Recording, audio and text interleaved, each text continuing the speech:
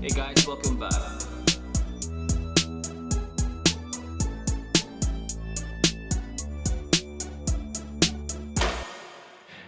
Do you think that there is a type of content that is the easiest to be successful with on YouTube? I got some water and some. That is a good question. Hey, for those of you who didn't hear it, Thorners, my question was, do you think there is a type of content that is the easiest to be successful with? Moonwalker was just a way to hit us with a banger. Okay. Minecraft, yeah. So, oh man, it's a difficult one because there's so many different spheres and like bubbles in YouTube, right? Because like, you know, when they do their, you know, what's it called? Their end of the year YouTube thing. Rewind, is it? Rewind, that's it. Yeah, they have like creators you never hear of, and they've got like 10 million subscribers and things like that. Yeah. You never hear it. But what I find is the easiest thing to just, you know, get popular with is probably doing things like meme compilations or stream highlights, you know, on like, so like, for example, VTuber highlights are very popular right now. Mm-hmm. My recommended is filled with them. You know, I watch one person, entire recommended is that. But I find that what seems to be an issue with those that a lot of them never ask the actual streamers. So yeah, you get a lot of thieving. Like, you know, I make memes, things like that. And I always put like a watermark and I say, hey, don't, you know, re-upload this. If you do add it to a compilation, please tag me. Never do it. Yeah. Never once. I even had one person who was essentially ghosting me when I was asking him to take down one of my videos. He got like 59,000 views or something on one of my videos. And I'm like, man, where are those on my video? Yeah, and you know? did you get 59,000 views? Oh, yeah. Well, I got, my video has like 250 something thousand views. But it'd be better if it was 350,000. Exactly, yeah. Yeah. Because that same video, I think, ended up having like 1 million on some weird Russian website. Really? I don't know what it was.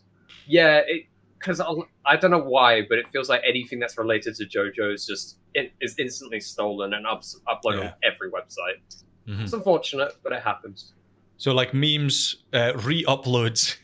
What do you think, Thorners? What's the easiest content to be successful with? You want to hear the easiest and the legal one? That is 100% not going to get you demonetized in any single way? Yes. It cannot even be copyrighted, this content. Go for it. It's reaction. You cannot copyright reaction videos because it falls under the fair use law of copyrights. Doesn't commentating stop trying though. Yeah, but it doesn't work, which is the problem. But reaction, the only thing you have to do is see a video that's popular right now, like Moon said, maybe one of his videos or his memes, and react to it, do a bit hyperactive. You don't even need to edit it. You don't even need to edit it. Yeah.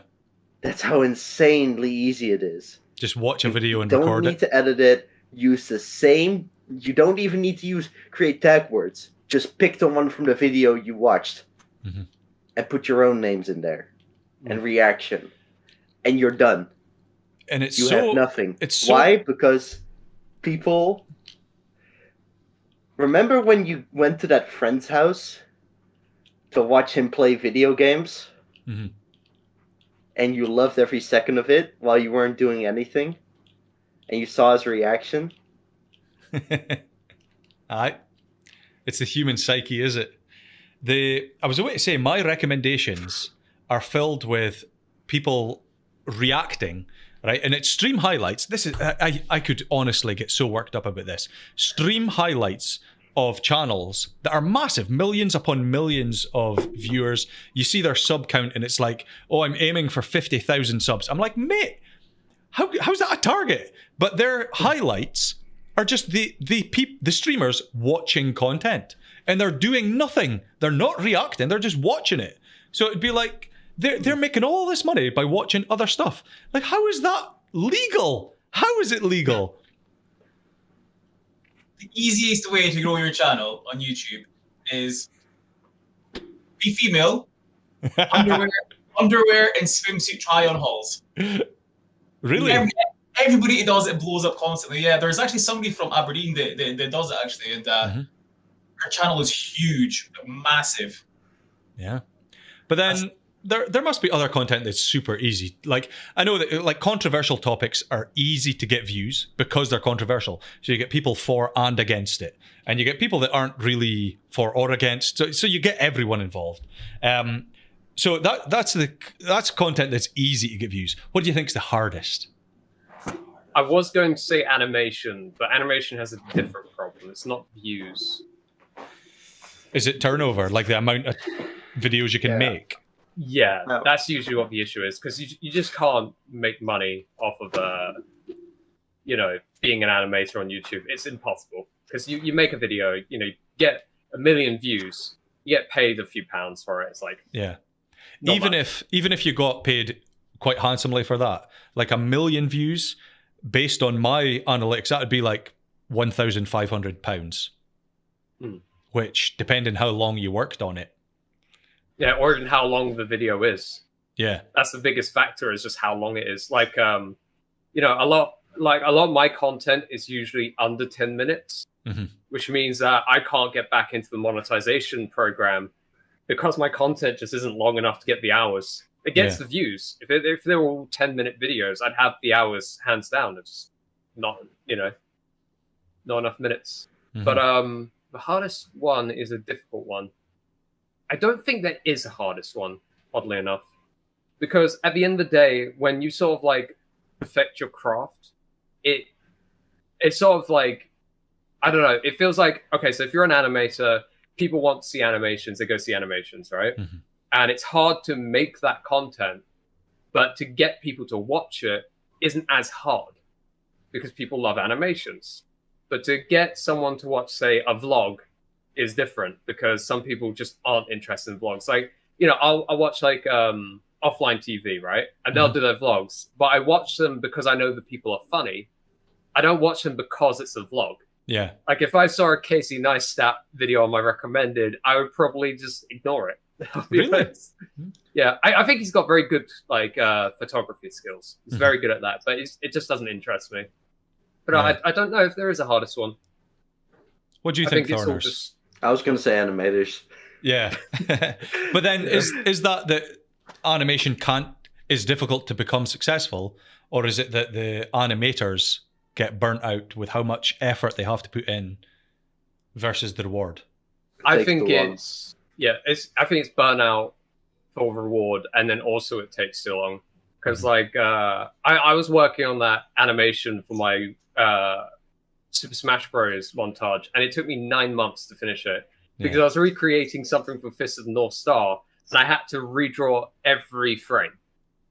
Yeah, and that's difficult. Like, I wasn't using so some animation isn't all drawn out like on each individual frame. There's like bone rigging and things like that, which makes it a lot easier. But yeah, 9 months, it's just like so much work, and it burns you out so hard. Like, and then I see people who can animate like a Twitter video in like have you ever heard of Teleport? No. I don't know if I'm saying the name right, but what they did is that they animated a video on Twitter every day for a year. Yeah. And I can't, not only can I not imagine the speed or the effort, like, imagine the burnout they must have felt after that 1 year. Yeah. Like, geez, the exhaustion. Yeah. Like, we have to keep in mind, it was like 6-second videos. All right. Yeah. But even then, like, some of them could even be up to like a minute or 20. But things like the quality of animation was what's surprising. Even out like a 6 second video. Yeah. Like, it was, I was just surprised by that, to be honest. And if you were to take a month's worth, that'd be 30 times 6 seconds. That's a 3-minute animation per month. Yeah. And that's a lot of effort for 3 minutes of animation in a month. I don't know. It seems like very high effort, very little reward. And in fact, there are two people that I follow both on YouTube and Twitter and stuff. Kiandi Mundi, he's very successful. And Chibin, who, I don't know if I say his name. I always change how I say his name. But Kiandi Mundi does 2D animations, which I would imagine are a bit easier to do, but it still takes a lot of effort.